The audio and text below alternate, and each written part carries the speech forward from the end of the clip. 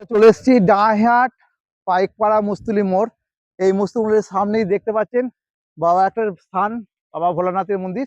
এবং সেই মন্দিরে আমরা পাশেই একটি বট গাছ লাগাতে এসেছি। একজন ভিউয়ার্স বলেছিলেন আমাকে যে একটা বাবার মন্দিরের পাশে আপনাকে একটা বেল গাছ দিতে হবে, তাই জন্য চলে এসেছি সেই ডাঁহাট পাইকপাড়া মুস্তুলি মোড়।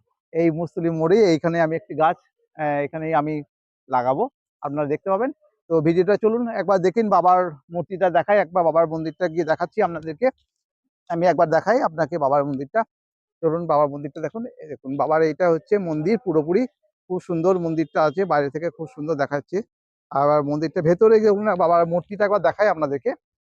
অনেকজন রয়েছে এখানে বসে থাকে সবাই মিলে পুজোর সময়তে। আপনার শ্রাবণ মাসে যে পুজোটা হয় বাবার, এখানে দারুণ ভিড় হয়, প্রচুর ধুমধাম করে, এবং চারিদিকে লাইট টাইট দিয়ে মাইক দিয়ে খুব ভালো পুজো হয়। আমি এখানে প্রতিবার যখন যাই তখন দেখে গেছি। দেখুন বাবার মূর্তিটা এখানে আপনারা দেখতে পাচ্ছেন খুব ভালো করে। আমি একটু বড় করে দেখাই আপনাদেরকে, তাহলে আরো ভালো করে দেখতে পারবেন। তোমাদের সব এখানেই বাড়ি তো? আশেপাশে গ্রামের ভাইরা সব বসে আছে বাবার কাছে, এখানে অনেকেই বসে আছে। খুব সুন্দর লাগছে, তোমাদেরকেও ভালো দেখতে পেয়েছেন আপনারা বাবার এই মন্দিরে বাবার মূর্তিটা দেখালাম আপনাকে। ঠিক আছে বন্ধুরা, চলুন গাছটা লাগাই এবার। সেই গাছ এবার লাগাতে চলেছি। এই দেখুন বাবা আর এটা মা। বাবা হলো বেল গাছ আর মা হলো জবা গাছ। তাহলে জবা গাছ আর বেল গাছ দুটো মিলিয়ে একসঙ্গে লাগাচ্ছি।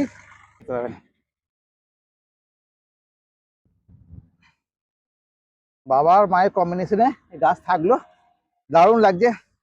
যে ভিউয়ার্স আমাকে বলেছিলেন দাদা আমি বাবার মন্দিরের কাছে একটি গাছ দিলাম, সবই বাবার দেওয়া। তো একটা ছোট্ট গল্প বলছি আপনাকে।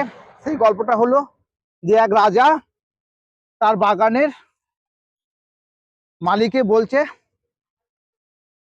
যে আপনি কিছু ফল নিয়ে আসুন। তো মালিক বলছে যে বাবা সবই তো আপনারই জিনিস, তো আমি আর কি করে আনবো আপনারই জিনিস। তখন বাবা বললেন দেখুন সবই আমার, কিন্তু আপনি যদি ওখান থেকে নিয়ে এসে দেন তাহলে পরে সেটা আমি খুব খুশি হব। তো আমাদেরই সেরকম ব্যাপার, সমস্ত গাছ গাছরা যা দেখছেন সবই বাবার জিনিস। তো সেখান থেকে বাবার থেকে আমরা এসেছি, এবার বাবাকেই দিলাম সামান্য। রাস্তায় এই পাশে একটি বেল গাছ আছে, ওই পাশে একটি বেল গাছ থাকলো, ওই পাশে একটি বেল গাছ রয়েছে। তো খুব ভালো লাগে বাবার মন্দিরের চারিদিকে বেল গাছ থাকলে পরে পুজোর সময়তে কোনো অসুবিধা হবে না। বন্ধুরা দারুণ লাগলো, দারুণ লাগলো, হেভি। Thank you.